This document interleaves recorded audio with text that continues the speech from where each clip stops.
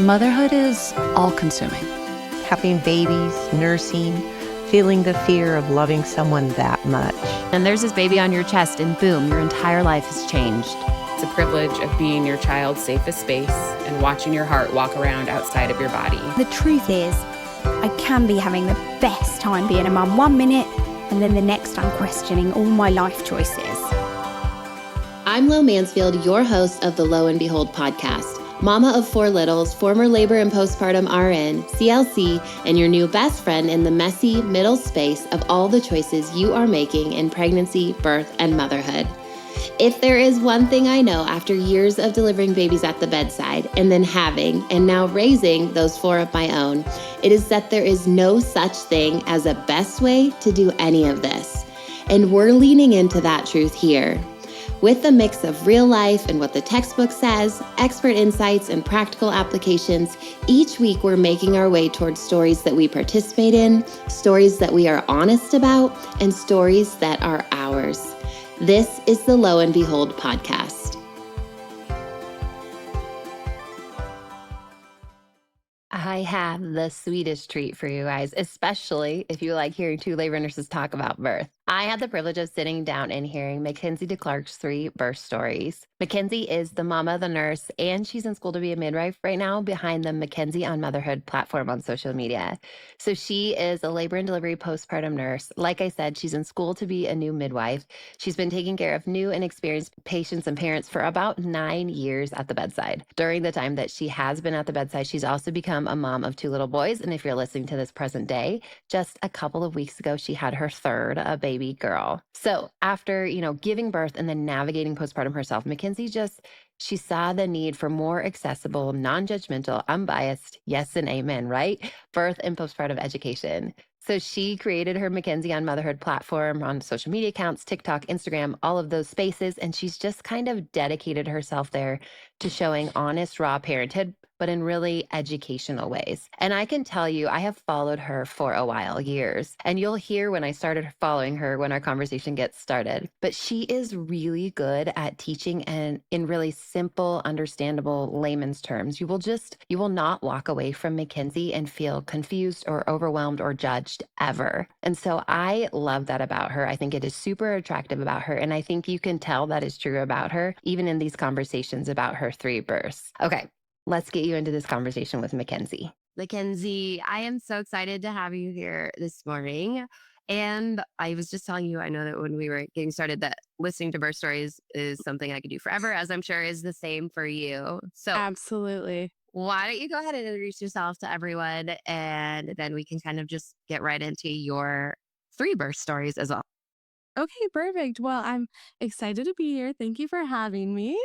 My name's Mackenzie. I'm Mackenzie on Motherhood on Instagram and TikTok. And I'm also like Lo, I just do birth education and just, talk about motherhood and birth and breastfeeding and babies and all that fun stuff. But yeah, so I have 3 kids. I have a 5-year-old, a 2-year-old, and then I just gave birth almost a month ago. She was born on April 1st, and right now it's April 28th, so she's 28 days old. But yeah, and all 3 birth stories are all like my first had an epidural and then the other 2 were unmedicated.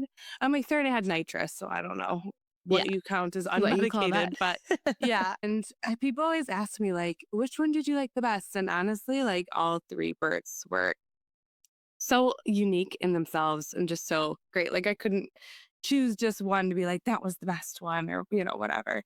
But I have to tell you really quick before you keep going. I started following you. Started following Mackenzie on Instagram a couple years ago. You'll probably remember this. I think you had this reel that went viral of you pouring your breast milk into your family's macaroni and cheese do you know what I'm talking about? During the pandemic. And it cracked me up. I'm like, who is this chick? And apparently, if you guys don't know, she's very big on TikTok as well, which I'm not really on TikTok. And so then you kind of just exploded on Instagram there too. It was like, so then your videos, it felt like I just kept seeing them, and you're such a teacher too, which I like. Like you weren't all doing the snappy reels and stuff. It was just teaching about things, which I feel like is what everybody Right. needs to hear about. So that's how I found you, is the macaroni and cheese reel. That is so funny. Curious. And you know what? That macaroni and cheese video, it ended in the right audience at first. And then once it went viral, it was like sure. on the wrong Got a little side of ugly. Instagram being like, Yeah. that's disgusting. Yeah, Blah, blah, yeah. blah. And I'm like, no, it's healthy.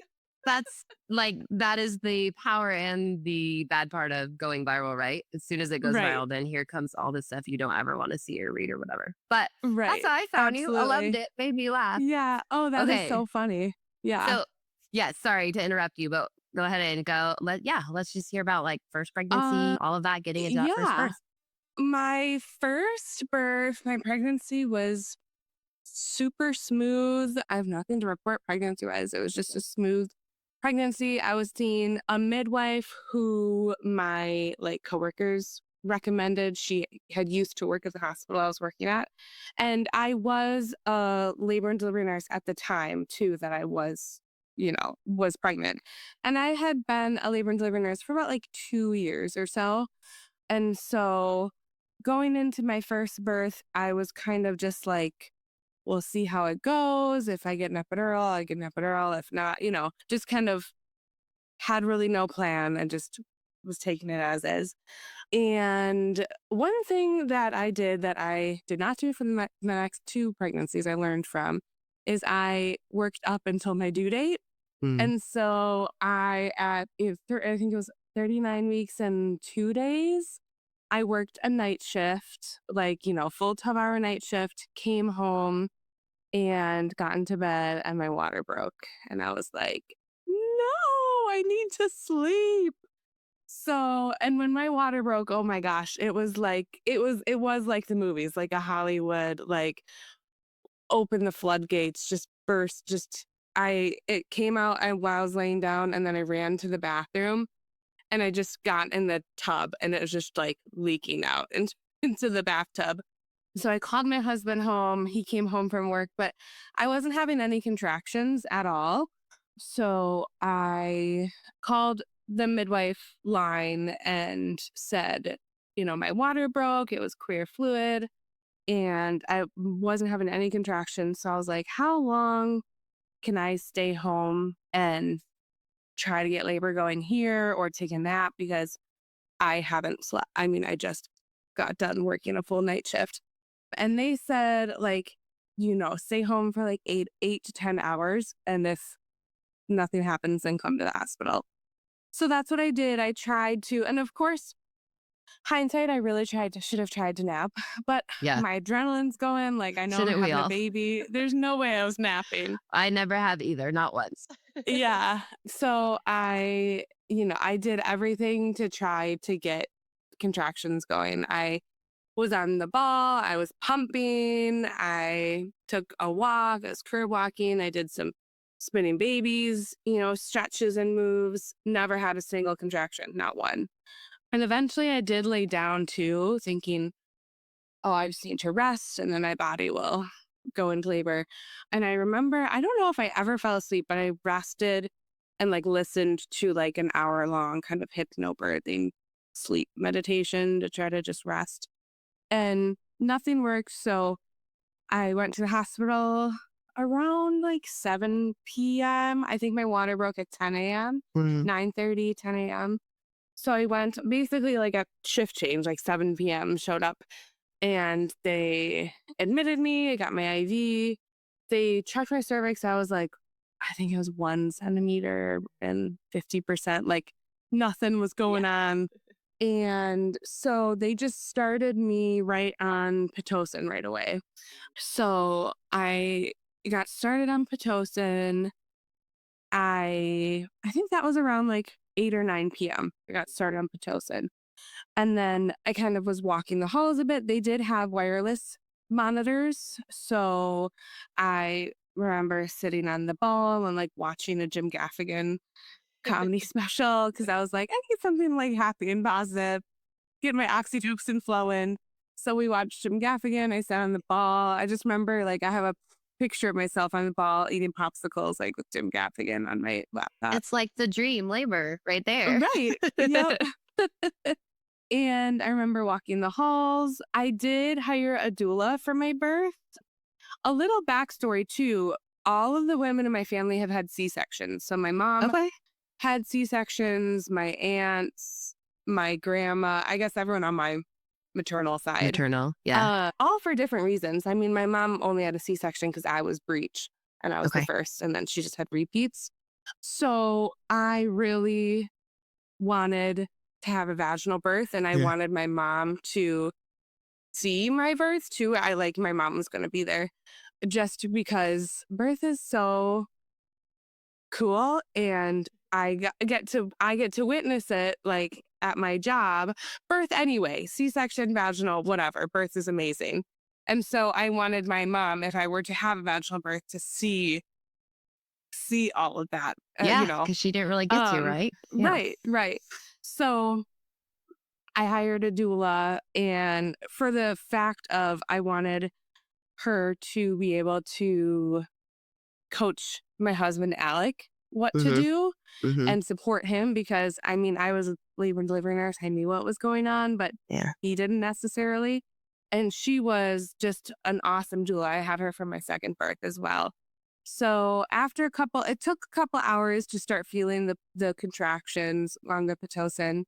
And around like midnight, 1 a.m., I called in my doula to come.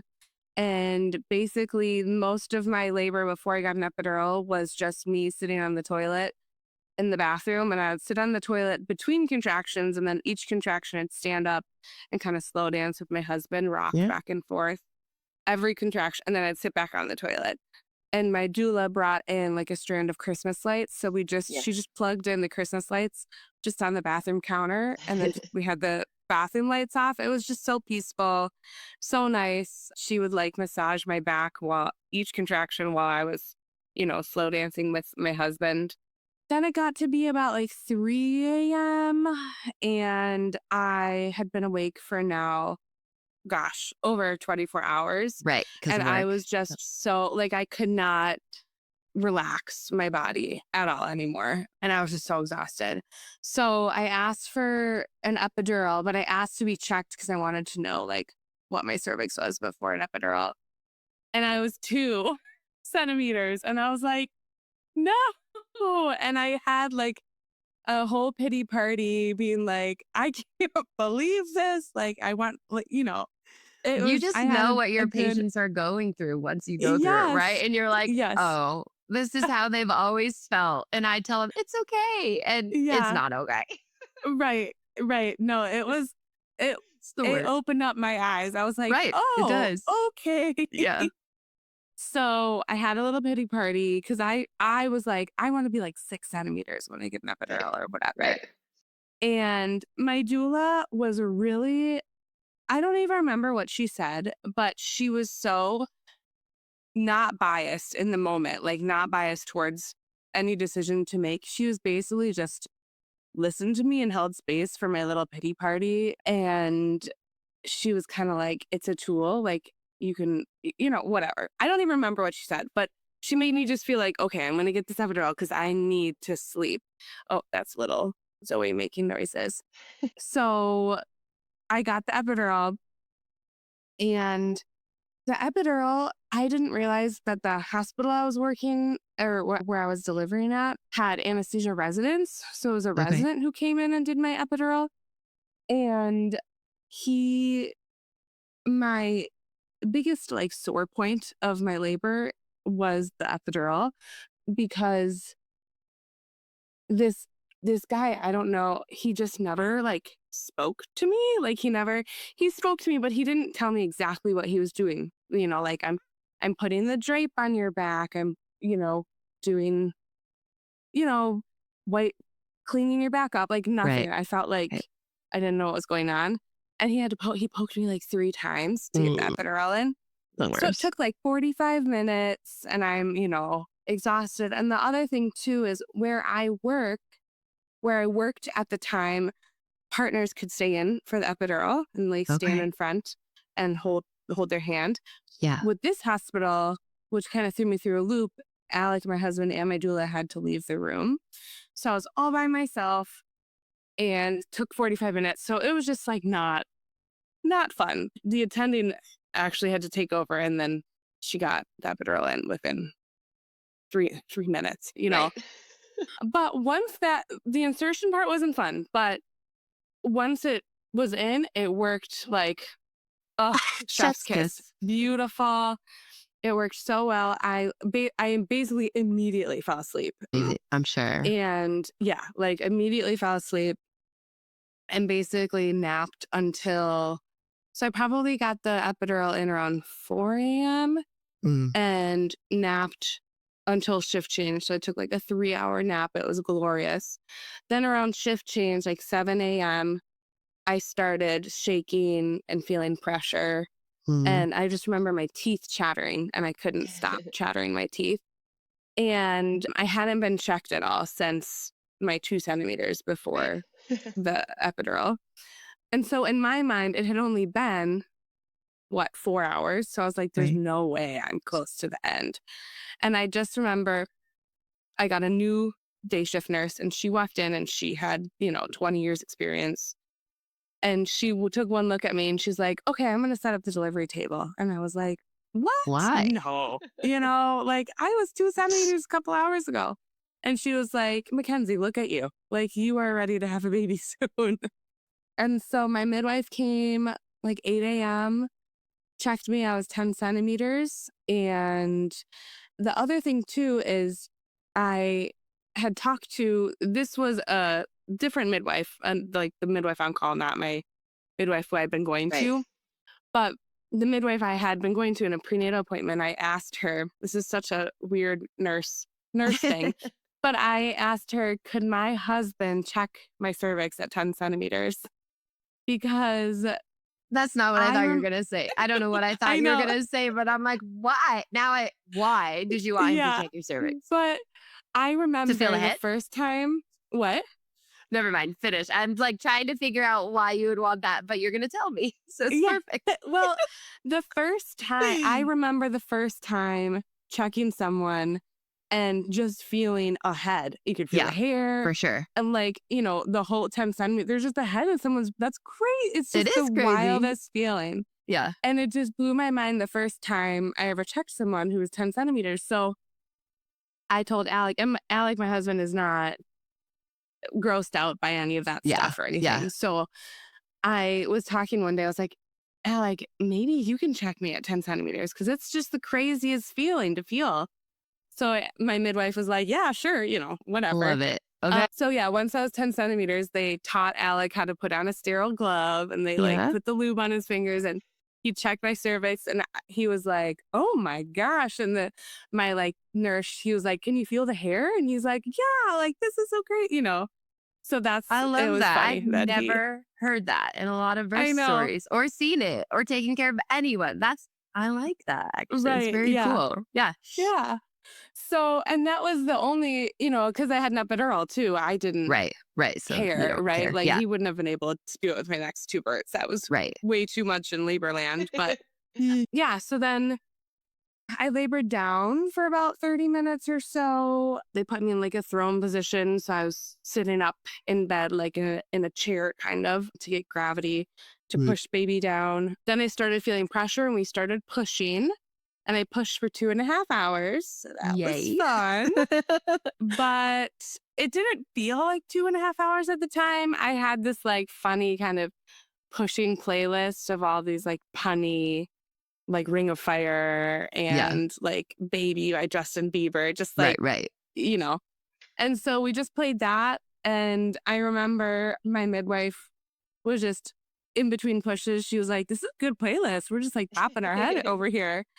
And yeah, so pushed for 2.5 hours, mainly on my back. Looking back, I mean, I was a new nurse too in a hospital that mostly pushed on your back. So looking back, I'm like, oh, it was 2.5 hours. I could have done a lot more positions looking back. But at the time, I didn't really know. You're doing what you know. Yeah. Right. Exactly. All of us, I think. But she brought the squat bar. I was having horrible heartburn. And so my push, like my end pushes just were not good because I had just had such bad heartburn. So what we did was we put a squat bar on the bed and then tied a bed sheet to the kind of like a tug of war. So we put a bed sheet over the squat bar so I could really hold on to that bed sheet and pull my body up. And so that would help dry heartburn. And it really helped with that downward pressure to push. So yeah, the other thing too is my husband caught our baby as well. So once that head was almost there, once they started pushing, or once that was 10 centimeters, we called my mom. So my mom came. So my mom was there, my doula, and my husband. And then, so once I started almost crowning, they gowned Alec up. They put those little gloves on. He looked so cute.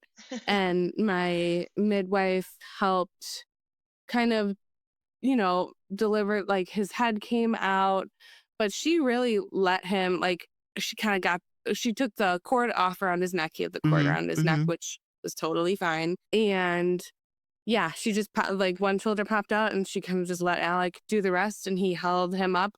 And also we did not know the gender. So Alec, the way he held Alec up, like I saw his face and everything. So I was like, oh, it's a boy. And I put him on me and it was the best feeling ever. And I felt so great because all I wanted, like, it didn't matter to me if I had an epidural or what kind of like birth I had. I just really wanted my mom out of everyone. I wanted my mom to see vaginal delivery. That's like what I wanted her experience for herself and for me too. I really wanted to have that vaginal birth experience because my whole life I always thought I'd have a C-section just because everyone in my family had a C-section. So, and I just kind of assumed, well, that's what I'll have too. And once I got into the field of nursing, into labor and delivery, why I chose a midwife and why I chose a doula was because I really wanted to have a vaginal birth and I had a low risk pregnancy. And, that the evidence shows that those two people can help a lot more than we realize. That statistic. Yeah. Because my midwife's practice had, gosh, I think they had like a 10% or 7% C-section rate. It was super low. Yeah. It's incredible. So good.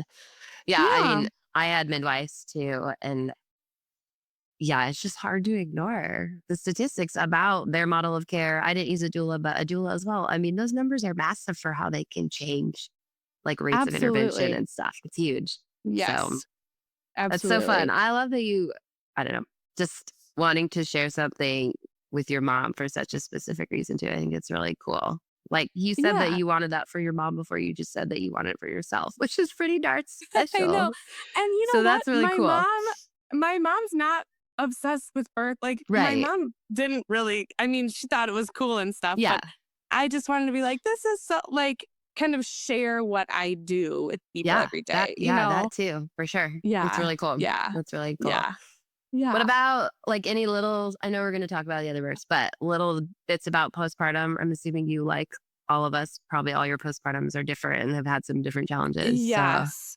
So. Postpartum with my first was actually really lovely. I had a great first postpartum experience. I mean, of course, I'm still a first-time mom, and so I'm living off of Google and, not super confident in myself, but breastfeeding went well. I had to use a nipple shield for about a month and then we were able to wean off of it. So he had like some, weight loss at first, the first week. And, just kind of that took a little bit to get off to a good start. But once my milk came, it took about like 6 days for my milk to come in. And then I was using the nipple shield too. So I had pumping going, like just a lot going on. But once we get through those first couple weeks, and it was smoother sailing. But yeah, I did not have postpartum depression. The only thing is, it was the first baby on both sides of the family and the first baby in the family in a long since I was a baby. So lots of visitors. And looking back, I probably should have calmed it down on the visitors because I remember being a little overwhelmed. But all in all, it was a good first experience. Yeah. Good. That sounds Yeah. like just such a kind of a textbook story in a good way, Like it Mhm. went well. I was open to things. I knew something. Like sometimes Right. it's so nice to hear. I'm not going to say boring. Because my stories are like textbook too, Right. but it's like that happens a lot more than we think, where things just clip along and things Absolutely. go well and it's great, So it's so Yes. nice to hear that and be reminded of that too, that there's not always Yes. a big trauma or a big chaos or this big twist or turn. But a lot of times birth just clips along and we choose a couple interventions and we have a baby or whatever. Absolutely. Yeah. It's nice. I know. Because I teach the hospital birth classes at my Nice. hospital.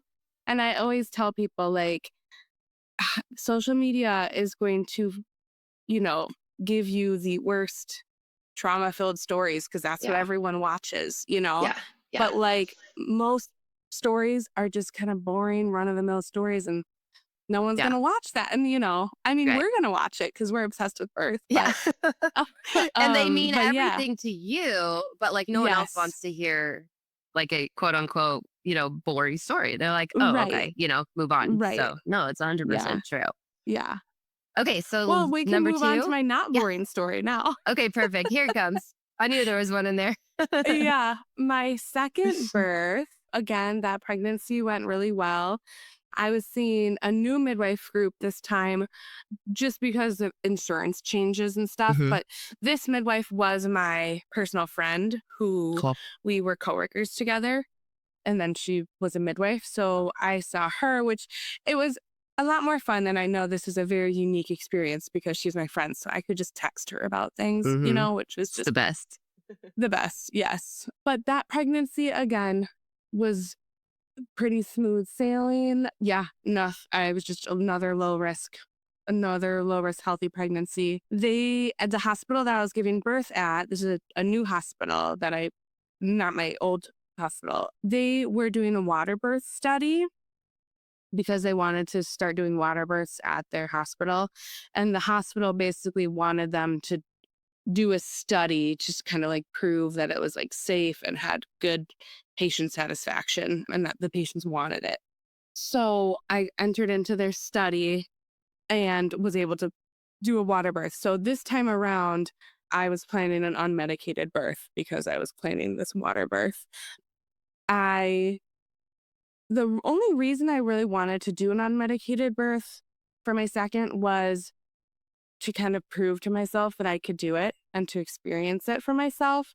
But the other thing too is I really did not like that 45 minutes of getting that epidural all by myself with my first and having that guy like not explain anything. I just did not want to sit again for that again. So I knew I would be fine if I got another epidural and it would be a different provider and it would probably be fine. But that was another reason I didn't want to get an epidural. So this pregnancy, around third trimester, I used the Expectful app that gives you like daily meditations. So I basically would do a little 5-minute meditation every single morning. And I would just practice on taking deep breaths and relaxing my whole body head to toe. I also started going to a pelvic floor physical therapist my second pregnancy, not because I wanted an unmedicated birth. It was because I just had incontinence issues, like peeing myself a lot, which I probably should have seen before postpartum, before I was pregnant again. And she was very helpful. And I just remember one session with her, she put these like stickers on me and it hooks up to a computer. It's like a biofeedback machine and it shows relaxing my pelvic floor and then I can tighten it and it like jolts up in a little graph. And so she put me in different positions with a birth ball and like without. So I was hands and knees over birth ball and then we'd look at the screen and see how well I could relax my pelvic floor in that cool. Position. I've never and done then any we of do that. a squat. So. Yeah, it was really very cool. We did a squat. We did like on my back, with like a birthing on your back kind of a thing. Yeah. We did all these different positions to see how well I could relax my pelvic floor. And what the best for me was hands and knees, like over a ball. I could relax my pelvic floor the best. So that was just kind of a fun little tidbit, interesting information. So yeah, so that's kind of how my meditation apps is how I like prepped for my unmedicated labor and stuff. And I would also watch a lot of water births on YouTube and unmedicated births on YouTube just to kind of, get myself, even though I see it in the hospital. I didn't see water births in the hospital, but so then my due date came around and I was still very, very pregnant, and I was doing everything I could to try to get myself into labor. Like anything, you name it, I did it. I did everything. I even made labor inducing cookies, some recipe I saw on Google, which the cookies were actually very good. They were like a ginger snap kind of cookie. I've actually never heard of labor inducing cookies. No, they probably didn't work. What a surprise. Because of with my first, how I, had to have Pitocin to start my labor and everything, I just really wanted to experience going into it, natural labor. I just go into labor. I really want to experience that. So, and I personally was comfortable going to 41 weeks pregnant and then being induced. But 41 weeks was the 4th of July. And I didn't really want to have a 4th of July baby. So we scheduled my induction for 40 weeks and 5 days. And again, I remember we scheduled the induction and I got off the phone and I just cried because I was just like, I don't want to be induced. I just want to go into labor naturally. So the day before my induction, that afternoon, I went to my midwife's clinic and she put a Foley balloon in the clinic. And my instructions were, I get the Foley balloon placed to ripen my cervix. And then once the balloon falls, if I go into labor, the balloon falls out.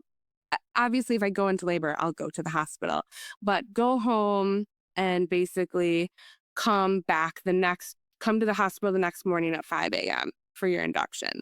And they would take the balloon out if it was still in.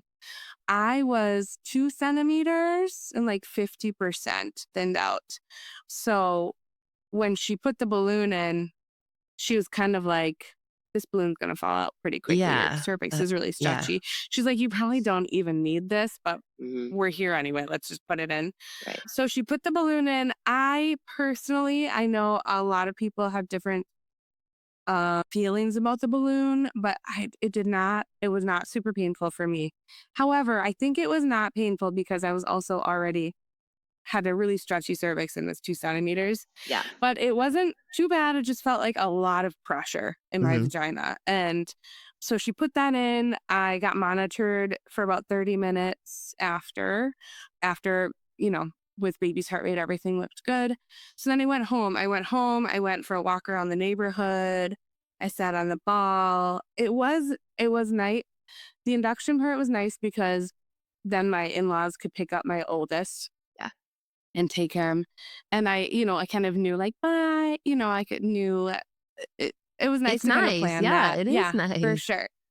So they took my son overnight and we so the balloon came out. My son left and basically I went to the bathroom after my son left and the balloon just fell out in the toilet. Yeah.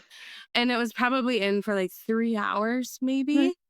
And I was contracting with the balloon in, but as soon as the balloon fell out, no more contractions. I felt perfectly fine. It was just my body wanting to push that balloon out.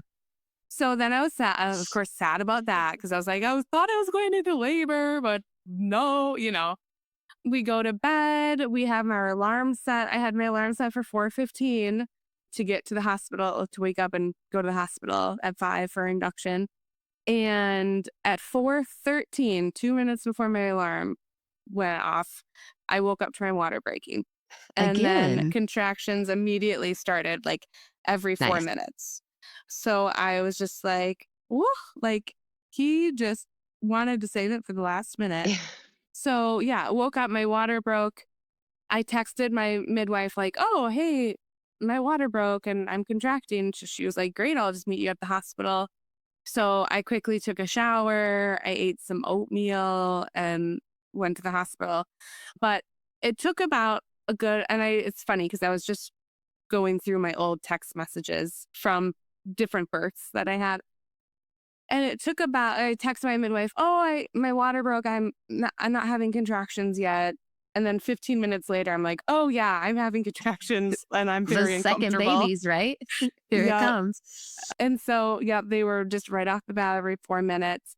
I remember once I got into the car, I had to start like really not crazy vocalizing through them, but I was breathing and kind of humming through the contractions in the car. Ugh, being in labor in the car is just the worst thing in the world. Special form of torture. Yes. So we got to the hospital. My midwife was there. And actually in the car, I texted her, like, I'm ready to get in the water. And she was like, okay, I'll start blowing up the tub. So because this was a water birth study, they didn't have, now that the study's over, they have this beautiful water birth room. But at the time, they just had like the home birth blue, like blow up tubs. So she blew up the tub and started the water process. So it was already starting to fill up when I got there. When I got there, she checked me on 6 centimeters. Yes. And I had, it got my IV, got all the admission questions answered, all that. They had to monitor me for like 30 minutes, make sure everything was good. Once all of that admission process was done and monitoring went well, then I was able to get in the tub. So I got in the tub probably about 6 a.m. And spoiler, he was born at like 7:30. So I was only in the tub for about an hour and a half. Got in the tub. So, oh my gosh, being in the water when in labor felt so good. Like, I was shocked at how different the contractions felt, just because it takes all of the pressure off your pelvic floor and everything because you're so buoyant in the water. It felt so much better, so much more relaxing. So was in the tub. My doula, the same doula that I had for my first birth, she showed up basically once we showed up to the hospital. And so most of that labor, I was kind of hands and knees over the tub, and each contraction she would push on my back or give me a hip squeeze. Every contraction she did it, and I just was so thankful. It felt so good. And then my husband was in front of me, basically holding my hand and kind of breathing with me. And that whole labor, I just tell people I sound like a beached whale the whole time. And you never could have told me to be quiet. Like, I had to moan and groan every contraction. That's what felt the best. It was like my focal point to just moo the whole time. And then all of a sudden, everything felt like I was able to handle the contractions really well. And then transition hit.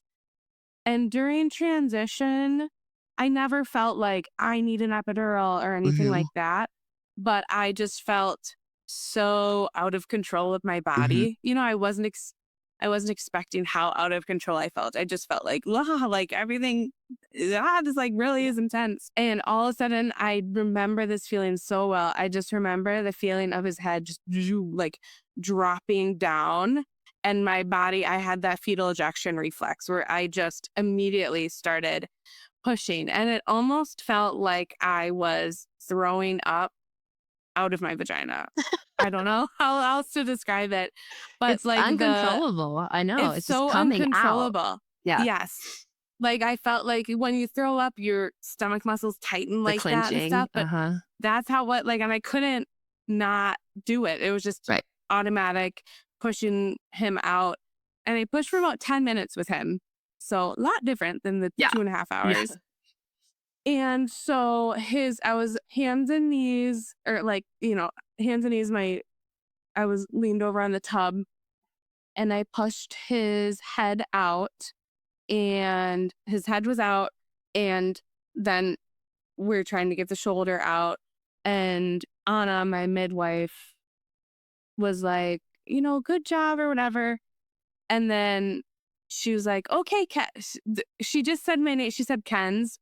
And she's like, it's okay, Ken's. And just, I heard the slightest tone in her voice change. And I was like, oh no, like this is going to be a shoulder dystocia. Like this is a shoulder dystocia because the head is out and the shoulder was not coming out. She had me lunge one leg and push, still kind of under the water. And then she had me get up above the water and like squat push. That didn't change, get his head out. So at that point, she was like, Kenzie, get to the bed. So I walked out of the tub, and granted, the tub was right next to the bed. It was a couple steps, Yeah. but there's a head out of you, but I correct? have a head out of Yeah, me. so Yep. wild. Yeah. Yes. And I got out of the tub, and I knew as a labor and delivery nurse, I knew that this was an emergency. I knew what to do as well, or what they were going to have me do. So I immediately just booked it, got onto the bed, and they put the head of the bed down, put me in, it's called McRoberts position for people listening, where you're laying very flat and two people hold your legs, push your legs back really far, like a really exaggerated squat while you're laying on your back. And then someone was putting pubic bone pressure right above my pubic bone to try to help push the shoulder out. Because what was happening was the shoulder was stuck under my pubic bone. So once I got onto the bed and laid down, the next contraction, the next push, he popped out. So it was about a minute long, and he had the cord wrapped around his neck too, so that like didn't help him in coming out and transitioning. So he came out. So once I got onto the bed is when they had pulled the emergency light. And so once I got to the bed, the NICU team was there. There was a OBGYN who came in, obviously another nurse. So lots of people were there, but no one really, the OB didn't need to deliver because the head was out. I mean, by the time he walked in, he was being born. And he came out and went onto my chest, and he was very blue, very limp. He was not like in life at the moment. He got onto my belly, and obviously I just go into nurse mode. I'm like stimulating him, not the nurse stimulating him. We're just kind of waiting for my midwife to cut the cord so we could go to the warmer. But I remember, or like back on my birth video, the very first thing I say when he comes out is the NICU team coming? Yeah. Which I'm like, oh, such a sad that like, it's the first thing I say. That's like your first and such thought. a nurse thing, like, but is you're the a NICU nurse, team on their exactly. way? Yeah. And also in my video, and I remember this too, and I really appreciate it, was the nurse said, is it okay? As she was kind of taking him off to bring to the warmer, she said, is it okay if I take him to the warmer? And I just thought, in this moment where it's an emergency, you were able to say, is it okay? She still asked, and still asked for consent. Like, I just thought, wow. And in the moment I was like, yes, take him. But I just really appreciated that. And once he got to the warmer, it was like a minute, and he was pink and crying, and he was okay.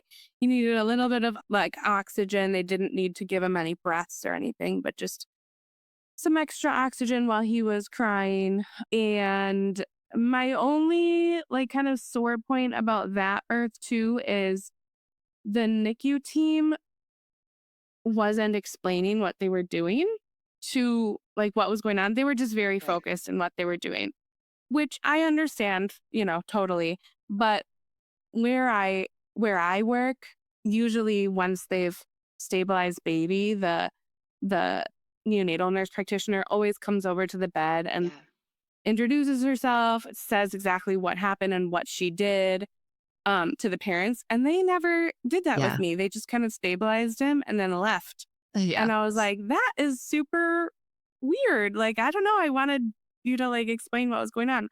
Anyway. Well, it feels like also, even if they're like, oh, she's a nurse, she doesn't need it. Well, what about your husband? Like we've had we had a birth where babe needed some CPAP and all this stuff at the bedside. And the nurse, the NMP, did a great job of telling Kelvin, like, everything going on. Like, I was worried too. I'm not a NICU nurse. I'm labor delivery nurse anyways. But I appreciated it as like, even if I know everything, like in quotations, but everything, like my husband does not. And that's his baby. And you're just doing medical things to it. So I ultimately, I'm just agreeing with you that even Yeah, if the mom is a healthcare professional or a NICU nurse or whatever. What about the other absolutely. person standing And there? So and they didn't know, the NICU team at least did not know didn't that I know. was a nurse either. Right, right. So So I it was is, like, this is even like, what are you guys yeah, doing? Because yeah, I I ultimately was like, hey, what's going on? Like what's happening? right. And one nurse said, we're doing blow by. And I knew what that meant, but like Right. they didn't know that I knew what that meant. They didn't know I was a nurse. Right. That's a weird word And for to any people, person. right. And for people listening, blow by just means they were giving some oxygen or just Yeah. kind of holding oxygen in front of his nose and mouth so he could have some extra oxygen. But Yeah. anyway, so he was stabilized in the warmer about like 10-15 minutes. And then he came onto my chest. Mm. And yeah, his face was definitely bruised, but otherwise he was good. Then we weighed him and he was 10 pounds and 6 ounces. He was a Large. ginormo baby. How big was your first? You didn't say. What was the difference? My first was 8'7". Okay. So big baby as Yep. well, honestly, but that Yep. 2 pounds Mhm. more, that's wild. That's a big Yes. And baby. I had no gestational diabetes. Mhm. I had nothing was that different. Looking back, I looked huge. Yeah. But even I had a 32-week growth ultrasound. He was Mhm. measuring 50th percentile. Wow. So he just came out ginormous. Big. It's big. So yep. So and that makes then the shoulder dystocia made more sense because, with bigger babies, you can have a higher risk of a shoulder getting stuck. So yep, that and looking back, that birth, while it was very dramatic, I didn't feel like I left with trauma Mhm. because I think education is everything. I knew what was going on during the time and everything turned out okay too. So I felt like it was handled all well and stuff. So I didn't leave with a bunch, I think Right. as someone else going through that could have absolutely had a traumatic experience with that. But Mhm. I like to call it more dramatic for me Yeah. in my perception of it. Yeah. My postpartum experience with him was so bad. I had postpartum depression. You basically like right at 2 weeks, I was having just really negative thoughts about myself, just thinking that I was a horrible mom and my kids shouldn't have me as a mom and just stuff that I've never thought before. And once I started having those thoughts, I was like, wow, this is like I'm depressed. Like this Yeah. is not me. I also like other things that I didn't realize were symptoms of postpartum depression at the time was like no appetite. Like I was hungry. I was eating because I was hungry, but nothing tasted good. Nothing sounded good. I just felt super numb. Like I was under the impression that with postpartum depression, you'd be crying or feeling sadness. Yeah. But I didn't feel sad. I just felt so numb. And in my head, I was thinking, well, I'm just in survival mode, this numbness. But looking back, it wasn't survival mode. I was just depressed. And yeah, once I started having those thoughts, that's when I realized like, oh, this is a problem. So I got on antidepressants and took a couple weeks to work, but totally changed my whole postpartum experience around. It Good. got a lot better after I started on those. So I have a And question. Did you then reach yes, out to your midwife? It sounds like before your 6-week follow-up, like you were calling yes. before and getting help. That's hmm awesome because I I feel like called. most wouldn't. They would wait for the 6-week and see how Right. it's going, you know? Yeah. No, I called. I was probably like 2.5, 3 weeks postpartum Yeah. when I Okay. called. That's And I great. was like, I'm not doing well. Something's going on. Yeah. Yep. That's awesome Yeah. for you And to do that. Yeah. right. And I felt, like sad and not embarrassed by it, but I was just kind of like, what the heck? I didn't have Yeah. it with my first. Why is it this way this time? But, Mhm. every postpartum is different. Yep. My baby, my second, he had a tongue and lip and cheek tie. Oh my And so goodness. he couldn't latch very well and he would just get so much air when he would nurse. So Mhm. he would cry for like 45 minutes straight after every feeding. And it was just, I'd be afraid to feed him because I would just be like, he's so peaceful right now. And then he's going to eat and then be uncomfortable. And ultimately we had that like lasered and we had to do stretches and all this stuff. And it went well. And then we were able to breastfeed for 18 months. So that was good. But the very beginning was just with the depression and the feeding issues. It was not fun. And just going from 1 to 2, I felt guilty, not giving my first attention as much. So it was a hard transition. And I really didn't feel like it got better until like 4 months. Like my whole maternity leave, it was just a lot of overstimulation, just learning to have a lot more chaos and have two little things to look after, Yeah. I have similar experiences just in like 0 to 1, and my first everything actually went really well, which often it's that first time that everyone's like, oh Lord, all of it was just so confusing and hard. And then it was my second baby, the 1 to 2, that whole postpartum transition, et cetera. That was the one that for me just like took my feet out from under me. Yes. So I like throwing that out there and like sharing that. Obviously, when you ask the question, like on social media, what transition was your hardest? You get a lot of answers, and postpartum mental health can change the name of the game for any of those. Absolutely. But I do like hearing that one as well, because I think we hear a little more often that 0 to 1 transition is the hardest. And I think it's just good to just acknowledge that they all can be, and it's not an indication of you or something you're doing poorly the second, third, fourth time. It's different every time. It's so different. You just kind of have to like be ready for that possibility. So, right. Yeah. That's how I feel. So many people will message me being like, oh, I'm so nervous. I'm going from 1 to 2. And I feel bad being like, 1 to 2 was my worst transition. Right. I'm always like, oh, it wrecked me. Right. But I had more kids. So did you. Yeah. Like, right. We can do it. Yeah. Yeah. Well, that's a perfect segue into number 3 if you want. And just so you guys all know, you can probably hear her squeaking a little bit, but she's got her baby on her chest right now while we're chatting. Yeah. So I get to see both of them while she tells the story. But I know. yeah, do you want to? The newborn contact naps are just the best thing about postpartum. Oh, I agree. I agree. love it. There's like nothing like that 10 pounds on your chest. Like nothing feels like that. They're so warm and cuddly. Yep. Yeah. So my third and final baby, this is going to be our last baby. Well, that's our plan at least, so this pregnancy was actually really tough for me emotionally, mentally, physically. I was doing fine physically. I'm very lucky. I'm not one of those people who gets bad pelvic pain and stuff like that. Like that just sounds not fun if you have a pregnancy like that. Luckily, that was all good. I got off of my antidepressants for this pregnancy. No one told me to do that. They told me not to do that, but I did it anyway because I'm personally just a person who just doesn't like to.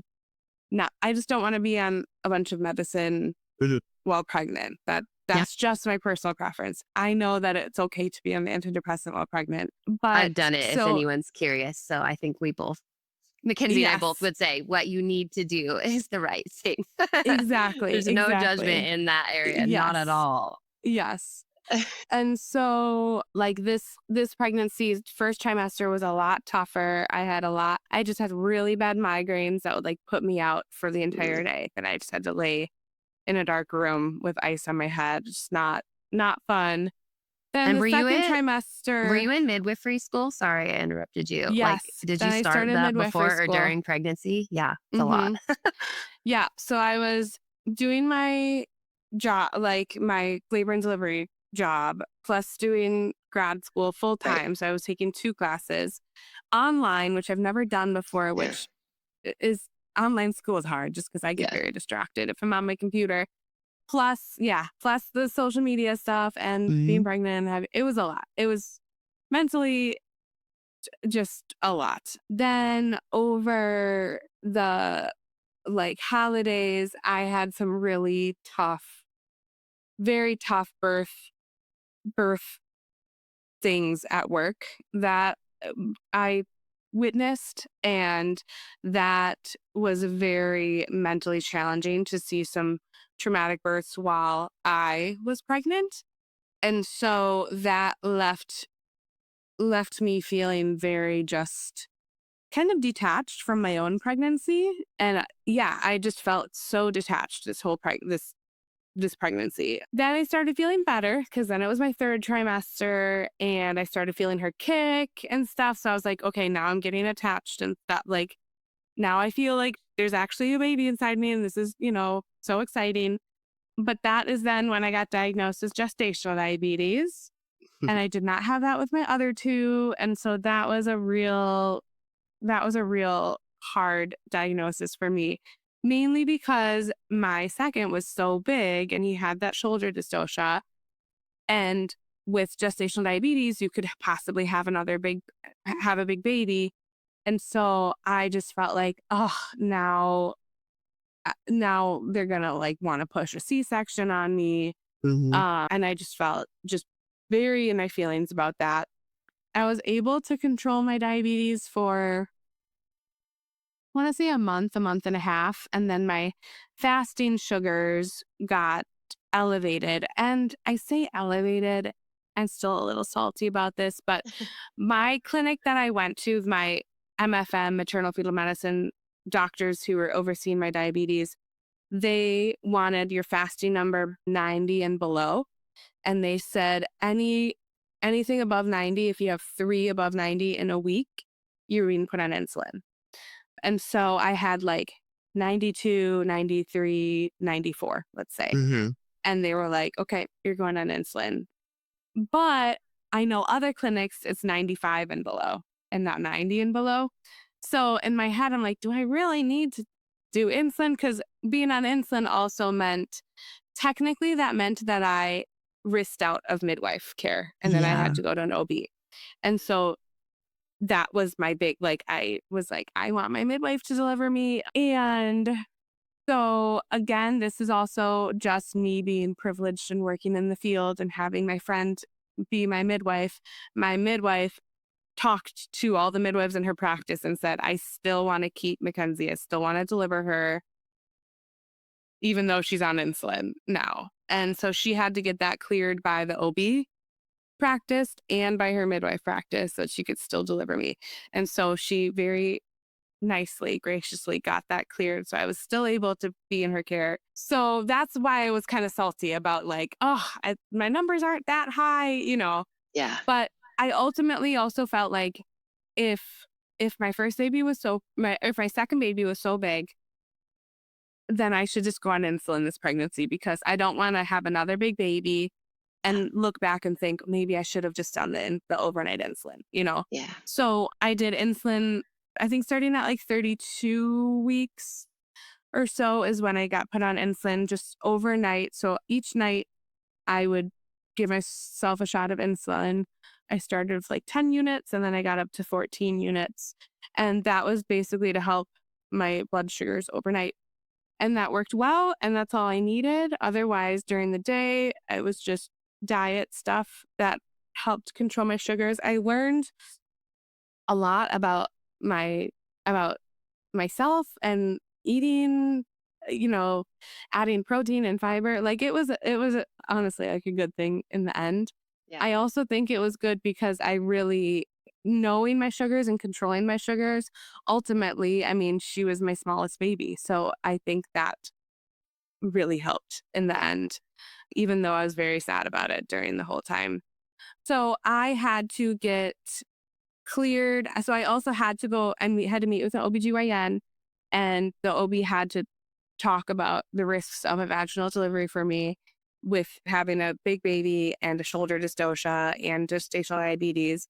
So ultimately, I knew the risks and benefits. I mean, I wanted my husband to hear it too, because it's also his baby. Like Yeah. if he heard the risks and benefits and was like, I really think you should have a C-section, I would have considered a C-section more, But the conversation went well. I still personally felt okay going with a vaginal delivery. And I also knew in my gut that she was a smaller baby. She felt like she was an 8-pound baby to me. And also in ultrasounds, she also was not measuring. I mean, she was measuring in the 80th or 90th percentile, but ultimately that was still like 8 pounds-ish. So, yeah. So I also knew I was going to have a 39-week induction as well, because we're doing it, a week early because of, again, everything I just talked about. So 39 weeks came. I was actually 39 and 1, just out of scheduling. Then I went to the hospital to get induced. This time I had a doula, but she was actually an old coworker of mine, and I was her doula for her birth. So That's so fun. It was so fun. Yeah. Yeah. And she recently had started working at an OBGYN clinic. Like, she left labor and delivery, and she was saying how much she missed birth. And I was I'm like, sure. well, Yeah.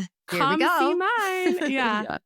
So we got to the hospital at like 11 a.m. and it was pretty busy. Things didn't get started until like 1 o'clock. And I was 1.5 centimeters, again, like 50%.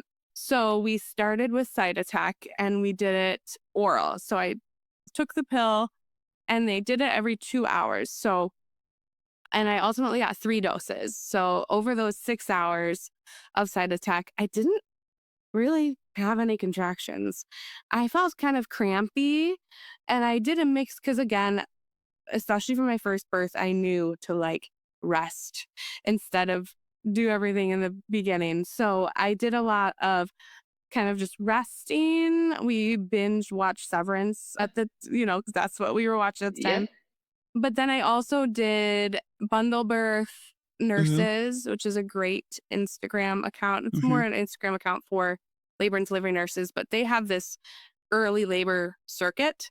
So I did that while doing the side attack, and it took like an hour and a half. It was lunging, side lying release, walking, being hands and knees like over a ball, kind of shaking your butt, psoas release, kind of just things to try to get baby in a good position. And so I did that, and then a mix of resting over those 6 hours.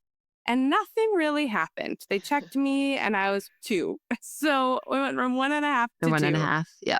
So they decided to do a Foley balloon. Oh, totally forgot that she was breech also.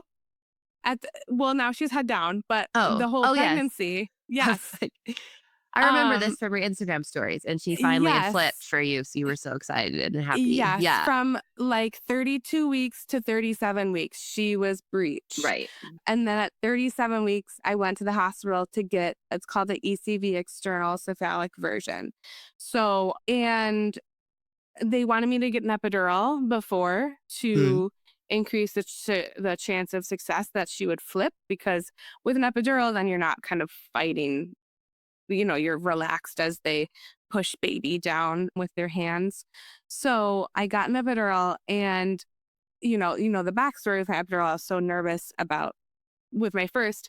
I told first it was like a woman who walked in, and I was like, okay, I already feel better. And I was like, listen, my last first time I got an epidural, it took forever and you didn't tell me what was going on. And she was like, oh, if anything, I talk too much. So I'll tell you everything I'm doing. And she got the epidural. It took 3 minutes. And I was so nervous for it. And it took 3 minutes, and she got it in, and it was wonderful. So got the epidural, they turned the baby.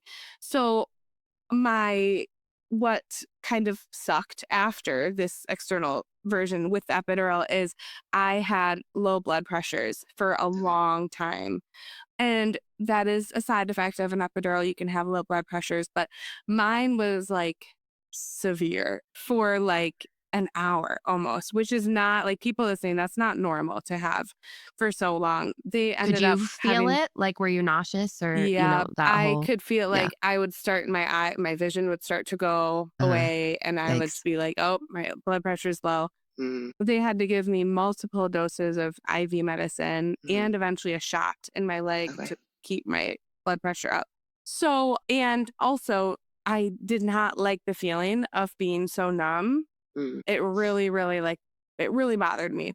So that's kind of my epidural with the ECV. The version, And yeah. so going into this third birth, I was open to getting an epidural and kind of thinking that I would get an epidural. Okay. Just, I don't know, just because the second birth, it was unmedicated was fine, but the feeling of the fetal ejection reflex was just, and feeling so uncontrollable in transition, I was like, oh, I'll get an epidural for my third and I'll feel more in control. But then once this epidural went poorly with my blood pressures and not liking the feeling of being so numb, I was like, oh, shoot, I have like 2 weeks now to prepare for an unmedicated birth that I was not really planning on.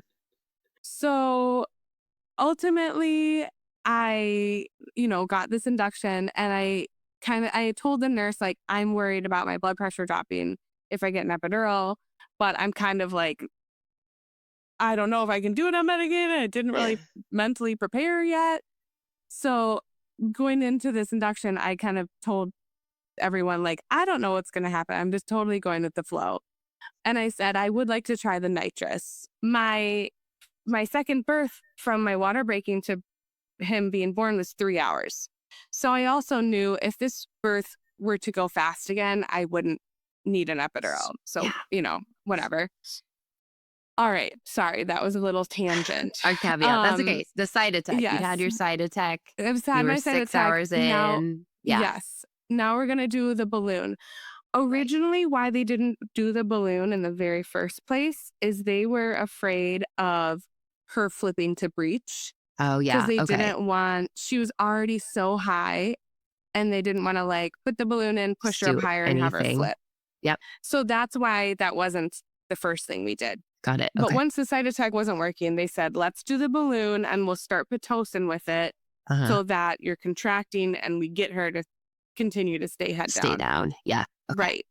So we do the balloon and immediately having contractions like every 2 to 3 minutes, having to breathe through them. But again, I wasn't getting excited because I was like, this is just the balloon talking, And the balloon fell out within 2 hours. Nice. And once the balloon fell out, like I had a lot of bloody show and I still was contracting again, like 2 to 4 minutes. And again, I also had the Pitocin going too. They were just doing it very slow, but I still had Pitocin. So the balloon fell out, and that is when I called my mom to come, and my friend, my doula, was already there at this point. And then I had a birth photographer this time, so I called her to come too, just because I had a feeling that once the balloon came out and if my water broke, things would go pretty fast. So then my midwife came and checked me, and I was like 6 centimeters. So at that point, she broke my water because her head was nice and engaged in my pelvis. She broke my water, and after an hour and a half after she broke my water, she was born. So it was, again, very quick.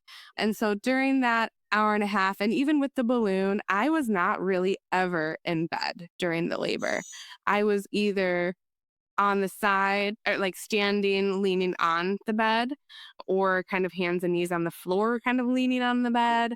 I sat on the toilet for a while and labored on the toilet. Then it started getting a little intense, and that's when I asked for the nitrous. And so I was hands and knees over a cub inflatable, breathing in the nitrous. And that was the last like 45 minutes of labor, was me hands and knees breathing in the nitrous in every contraction. And I thought it was very helpful. A lot of people I hear that sometimes they don't like the nitrous, or just that they're expecting it to be a pain relief, but it's not a pain relief whatsoever. It does not take pain away. It just calms you. And so it just helped me relax during the contraction, because really I was probably 8 centimeters when I got the nitrous. No one checked me, but that's how I was acting. And so I felt the nitrous made me feel more in control. Oh, hi. It made me feel more in control. Whereas my second, which I didn't like, Which felt you didn't so like, uncontrolled. Right. Yes. It took that little edge off that I could really relax. And I also like that I could just kind of moo and groan into the mask, and it kind of Yeah. muffled the sound. So it Yeah. just made it more calming. I don't Yeah. know. And then I remember I started sounding a little pushy, and my midwife was like, okay, Ken's just, let me know when you're really pushy. And in my head, I was like, okay, you know what? I'm done. I'm done. Like, she's going to come out now. And I told her in my mind, I was like, girlfriend, Let's go. we're done. You need to come down. And when I told her that, I was like, okay, it's time to come out now. We're done.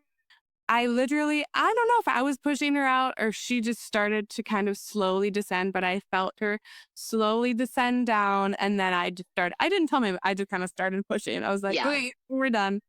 And her head came out and literally shot out. Good. My midwife barely kind of caught her. Yeah. No shoulder dystocia, not even in the slightest. Her head came out and boom, she was a little rocket. And it was amazing. And So you then were she came hands and knees on the floor hands and still, knees. over the cub or on your hand? Yes, Okay. on the bed. Okay. I was on the bed on hands and knees, Okay. but yep. Mhm. Okay.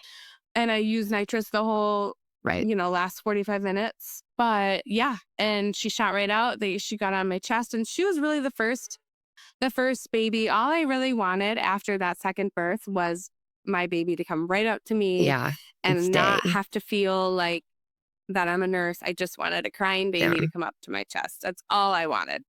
And that's exactly what she did. She cried, she got on my chest, and I was just, and she came out and I'm like, she's so tiny. She's so Yeah. tiny.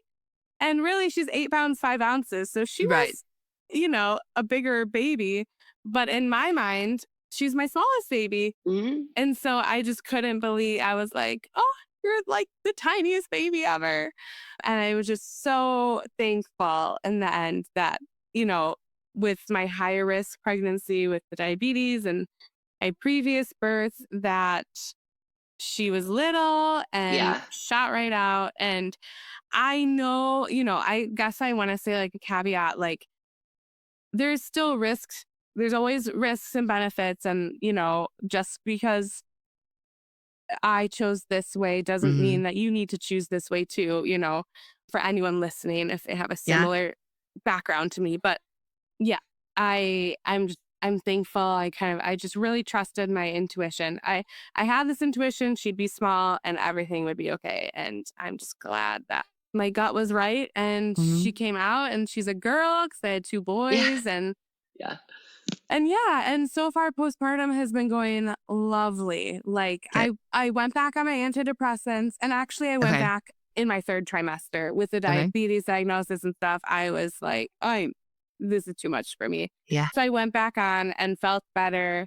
And then I felt silly, why did I even get off my whole pregnancy? I should have just been on it my whole pregnancy. Yeah. But I'm no signs of postpartum depression this time. She's breastfeeding well. I'm already used to the chaos of 2. So Yeah. it's just been, I know, I'm sorry here. That's okay. So yeah. She's done, huh? Yeah. Yeah. So yeah, Oh. so it's been going really well. Good.